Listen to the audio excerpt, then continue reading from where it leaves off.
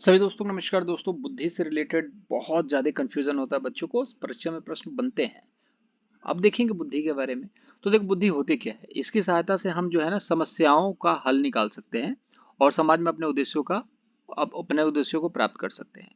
आपका मतलब क्या है कि आप टीचर भर्ती में पार्टिसिपेट करना चाहते हैं तो अपनी बुद्धि का इस्तेमाल करेंगे और आप क्या करेंगे, चीजों को पढ़ेंगे, समझेंगे, सीखेंगे और फिर नौकरी निकालने के बाद एक समाज में जो भी आपका उद्देश्य है उसको फुलफिल करेंगे। चाहे चैरिटी दे, चाहे माता पिता की सेवा करें, चार धाम घुमाएं, या फिर आप खुद घूमें या आने वाले जनरेशन के लिए वो करे।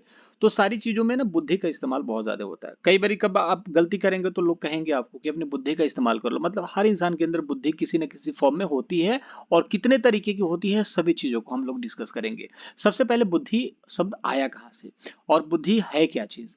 तो बुद्धि का पहला परीक्षण हुआ कि 3 से लेकर के 13 वर्ष के बच्चों के ऊपर, ठीक है, किसने किया था? बीने ने। किसने किया था? पहले बुद्धि का परीक्षण किसने किया था? बीने ने। और 3 से लेकर के 13 वर्ष के बच्चों के ऊपर किया गया था और 1905 में ये किया गया था। इसको याद रखेंगे। फिर उसके बाद बीने के साथ आए गए साइमन। और साइमन ने क्या किया था? मेंटल एज का कॉन्सेप्ट दिया था। ये कब हुआ? 1908 में। तो इसको याद रखिएगा। संशोधन भी हुआ एक तरीके से देखा जाए तो 1908 में। ठीक है। फिर तीसरा देखोगे 1912, विलियम स्टर्न आए। ठीक है। पहला बुद्धि का परीक्षण क्या है? बी ने। 1908 में कौन हुआ? साइमन के साथ मिलकर के मेंटल एज के बारे में बताया गया कि 15 साल का बच्चा जो है ना 20 साल के बच्चे के बराबर ही दिमाग रखता है, रख सकता है, पॉसिबिलिटीज है। मतलब कि मेंटल एज आपका उम्र क्या है, वास्तविक एज क्या है? 15 साल। लेकिन दिमागी तौर पे आप कितने मैच्योर हो? 20 साल के बराबर। ठीक है। ये किसने कहा? बीने के साथ साइमन आकर के इन दोनों ने कहा। फिर स्टर्न है और उन्होंने आईक्यू का एक फॉर्मूला दे दिया। लेकिन अब ये पुराना हो चुका है, नया वाला भी अभी हम पढ़ेंगे अब। ठीक है। तो इन्होंने एक फॉर्मूला दिया, आईक्यू बराबर MA/CA, मतलब कि mental age upon current age, मतलब mental age upon current age. ठीक है। फॉर्मूला कैसा था उसको भी देखेंगे, लेकिन टर्मन ने उसको रिवाइज कर दिया। ठीक है। अब चीजों को देखिए।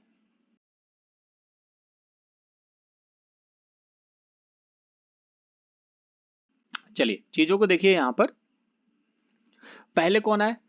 दोबारा से दिखाता हूं आपको मैं। पहले आए बीने, फिर बीने के साथ आए साइमन। कब आए? 1908 में। वीडियो अच्छा लगे तो चैनल को सब्सक्राइब कर सकते हैं। पीडीएफ जो है टेलीग्राम पर आपको मिल जाएगी, जुड़ जाइएगा। फिर आए स्टर्न, फिर आए टर्मन। देखिए 4 लोग हैं इसमें, 4 लोग हैं। पहले बीने ने यहाँ पर पहला बुद्धि परीक्षण करा और इसके साथ साइमन आए। तो यहाँ पर देखो थोड़ा सा संशोधन करा गया, कॉन्सेप्ट मेंटल एज का दिया गया। ठीक है, कि एक मेंटल एज नामक क्षमता होती है। फिर विलियम स्टर्न आकर के मेंटल एज का फॉर्मूला दिया, MA/CA। इन्होंने कंपैरिजन कर दिया स्टर्न ने। फिर 1916 में टर्मन ने इसको रिवाइज कर दिया और इन्होंने क्या लगा दिया? इंटू 100 लगा दिया इसमें। ठीक है। जैसे कि इन्होंने आईक्यू का फॉर्मूला एक इजाद कर दिया कि आईक्यू का फॉर्मूला क्या हो सकता है। मेंटल एज, आपका मेंटल एज क्या है? जैसे आप 20 साल के जैसे दिखते हो। और करेंट एज क्या है आपका? 18 है। ठीक है। करेंट एज कितने के हो? 18 के हो। सोचते कितने हो? 20 के हिसाब से। इंटू 100 कर दिया। ठीक है। अब इसको काट दो, 10 बार में जाएगा, 9 बार में जाएगा और ये कितना हो जाएगा? ठीक है, कितना कर देंगे यार, 1000 हो जाएगा। फिर यहाँ पर 9 से काट भाग दो, एक बार में जाएगा, फिर 9, फिर एक, फिर एक, फिर एक। तो आईक्यू कितना आ गया? 111 आईक्यू आ गया। ठीक है। तो इस तरीके से आईक्यू निकाला गया। ठीक है। किसने? टर्मन ने। तो कुछ इंपॉर्टेंट क्वेश्चन जो पूछे जाएंगे कि आईक्यू का फॉर्मूला किसने दिया? तो टर्मन ने दिया। मेंटल एज किसने बताई? तो मेंटल एज का कॉन्सेप्ट जो है बीने के साथ आपका यहाँ पर देखने को मिल जाता है, साइमन का 1908 में। लेकिन MA/CA किसने दिया? ये है आपका स्टर्न। देखिएगा, स्टर्न ने दिया MA/CA। MA/CA इंटू 100 किसने दिया? टर्मन ने दिया। चीजें समझ में आ रही होंगी। ये सारी चीजें मैंने बहुत दिमाग लगा करके बनाई है। आप लोग इसको कंज्यूम कीजिए, कंटेंट अपडेटेड है। ठीक है। आगे देखिए। नोट कुछ है। 1905 में बीने का इंटेलिजेंस आया था, लेकिन उस समय कुछ नाम नहीं था। 1912 में आईक्यू शब्द आया, लेकिन 1916 में फॉर्मूला मान्य है और पेपर में यही आता है।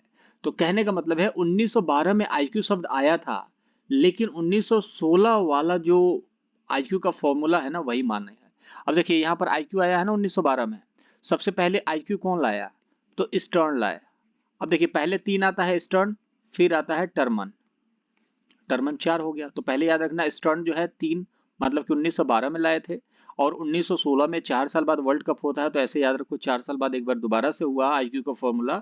अब इसमें क्या हुआ, टर्मन ने बाजी मारी और इंटू 100 लगा दिया उसमें। तो सबसे पहले कौन लाए आईक्यू का फॉर्मूला, स्टर्न। मान्य कौन सा है, टर्मन वाला, MA/CA। ठीक है, सबसे पहले बुद्धि परीक्षण किसने किया, बी ने। बीने के साथ ही कौन थे, बी ने साइमन परीक्षण 1908। 1911 में क्या हुआ था, आप कमेंट बॉक्स में बताना, मैं अगले वीडियो में 1911 के बारे में बताऊंगा। ठीक है, अब देखिए कुछ चीजें और हैं समझने वाली, कि बुद्धि को प्रभावित करने वाले कारक कौन कौन से होते हैं। ठीक है, तो बुद्धि को प्रभावित करने वाले एक आनुवांशिकी होता है, आपके जो पिछली जनरेशन थी उससे भी आपको बहुत सारी चीजें मिलता है। ठीक है, और बहुत रेयर चांस है कि ये सारी चीजें आपको मिले। ठीक है, आंखें आपकी मिल सकती है, शारीरिक संरचना आपकी मैच कर सकती है, जैसे शाहरुख खान का लड़का है उसकी शारीरिक संरचना मैच कर सकती है, लेकिन जरूरी थोड़ी शाहरुख खान जैसी एक्टिंग है। ठीक है, सचिन तेंदुलकर क्रिकेटर, शारीरिक संरचना मैच कर सकती है, लेकिन वो अलग बात है मैच नहीं करती, लेकिन जो आपके अंदर क्वालिटी है ना, जो आपने अर्जित करी है वातावरण से, वो आप नहीं ले सकते। अच्छे क्रिकेटर थे सचिन, लेकिन उनका लड़का अच्छा क्रिकेटर बने उसके लिए उसे बहुत मेहनत करनी पड़ेगी और वातावरण से जूझना पड़ेगा। आनुवांशिकता ने तो आपको दे दिया जन्म, लेकिन वातावरण भी बहुत ज्यादा इंपॉर्टेंट रोल प्ले करता है आपकी बुद्धि के विकास के लिए। ठीक है, तो आनुवांशिकता और वातावरण तो ये तो भाई मान के चलो कि एक सिक्का के दो पहलू है। फिर आता है फ्लाइंग इफेक्ट, और ये फ्लाइंग इफेक्ट अपने इंडिया में ना खूब चलता है यार। क्या कहते हैं, जमाना चेंज होता जा रहा है आजकल के बच्चे, और ये पता है कब कहा जाता था, ये गांधी जी के समय में भी गांधी जी भी कहते थे आजकल के बच्चे। आप सोच के देखो कि गांधी जी 1889 के आसपास, जब 1889 के आसपास जब वो कहीं ना कहीं बैरिस्ट्री की पढ़ाई करने जा रहे थे, तो वहां पर भी वो कह रहे थे कि मुझे पढ़ाई करनी बहुत जरूरी है क्योंकि जमाना चेंज हो रहा, फास्ट हो रहा जमाना।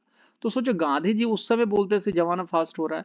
तो फ्लाइंग इफेक्ट इसी चीज के बारे में बात करता है कि हमें ऐसा लगता है कि जमाना ऐसा हो चुका है, जमाना ये हो चुका है, लेकिन हर समय जमाना थोड़ा बहुत चेंज होता चलता ही जाता है। ये एक नेचर है प्रकृति का। जैसे कि आजकल के मोबाइल बच्चे जो है चला लेते हैं। अब जब बच्चे मोबाइल चला लेते हैं तो आपको लगता है यार बच्चे कितने तेज हैं। ठीक है, लेकिन आप अपने बारे में सोच लो ना, कि आप पेड़ पर चढ़े जाते थे और पेड़ से छलांग लगा देते थे, पेड़ का पूंछ पकड़ के, जो डाली होती है डाली पकड़ के नीचे आ जाते थे। क्या आजकल के बच्चे कर पाएंगे, नहीं। लेकिन आपने किस चीज से कंपैरिजन करा, जो आज आपके पास है, कि वो बच्चे मोबाइल पर बताए, मोबाइल से लॉक खोल लेते हैं, फिर यूट्यूब देख लेते हैं, लाइक कर देते हैं, सब्सक्राइब कर देते हैं, प्लेलिस्ट खोल लेते हैं। हमें तो आता नहीं है क्योंकि हम तो बड़े बुजुर्ग हो गए। आप सीखना ही नहीं चाहते, दूसरी चीज ये है आपका इंटरेस्ट नहीं है। तो फ्लाइंग इफेक्ट कहता है हर एक जनरेशन जो है वो आपसे थोड़ी सी स्मार्ट होती जाएगी, हर एक जनरेशन थोड़ी सी आपसे स्मार्ट होती जाएगी। इसी को फ्लाइंग इफेक्ट कहा जाता है। आपको लगेगा कि ये जनरेशन जो है थोड़ी सी स्मार्ट है, और इसके पीछे रीजन क्या है पता है, एजुकेशन। ठीक है, आप एजुकेटेड कम थे, चीजें कम थी, आने वाली जनरेशन के पास टेक्नोलॉजी आ गई, ये थोड़ी सी और तेज एडवांस हो गई, क्योंकि आप चीजों को सुन सुन करके भी देख सकते हैं, मीडिया देख रहे हो, डेली टीवी देख रहे हो, तो डेली ज्यादा इंटरेक्शन हो रहा है मीडिया से, तो और ज्यादा चीजें सीख रहे हो। तो चीजें सीखने के पीछे रीजन क्या है, सिर्फ यही रीजन है कि आप जो है कहीं ना कहीं सोशल मीडिया से या फिर इंटरेक्शन ज्यादा कर रहे हो किसी भी चीज से, लेकिन जो चीज कुछ चीजें सीख रहे हो तो कुछ चीजें नहीं भी सीख पा रहे हो। तो इसीलिए बोला जाता है कि थोड़ा बहुत जनरेशन जो होता है वो चेंज होता है, और हर बार आपको लगेगा कि जनरेशन जो है वो चेंज होता जा रहा है, ये फ्लाइंग इफेक्ट कहता है। ठीक है, और हर जनरेशन जो है आपसे थोड़ी सी इंटेलिजेंट होगी, इस चीज को याद रखना है आपको। क्यों, क्योंकि टेक्नोलॉजी का जमाना आता जाता है। पहले लोग पैदल चलते थे, फिर बैलगाड़ी से चलने लगे, तो जब पैदल चलते थे तो कम पढ़ते थे, बैलगाड़ी से थोड़ा सा पढ़ने की सुविधा मिल गई, फिर मोटरसाइकिल आ गई, थोड़ा सा और ज्यादा पढ़ने लगे। फिर ठीक है, फिर उसके बाद स्कूल ही इतने खुल गए कि बच्चे हर जगह पढ़ने लगे। अब उसके बाद भी जब मोबाइल आया तो बच्चे घर में बैठ बैठ करके बाथरूम तक जा करके पढ़ते हैं। तो फर्क तो आएगा ना यार। तो इस चीज को समझने वाली बात है। फ्लाइंग इफेक्ट कहते हैं कि जैसे जैसे जमाना चेंज होता है बच्चों की जो आईक्यू लेवल है बढ़ जाती है, क्योंकि उनको संसाधन प्रोवाइड होते रहते हैं। और संस्कृति जो है, जैसी संगत वैसी रंगत, संस्कृति भी वातावरण, संस्कृति भी बहुत इंपॉर्टेंट रोल प्ले करती है किस चीज को लेकर के, बुद्धि के विकास को लेकर के। ठीक है, कोई बच्चा ऐसा है जो कि जिसको बहुत तरीके का माहौल प्रोवाइड करा दिया जाता है, तो वो उसका बुद्धि का विकास तो होगा ही, उसका कल्चर ही ऐसा है। हर कोई मान के चलो आईएएस है तो आसपास अपने आईएएस को ही देखता है, तो उसके दिमाग में ये चीज छप जाती है, और वो चीजों को कहीं ना कहीं अगर सही तरीके से अप्लाई करता है तो आईएएस बन भी जाता है।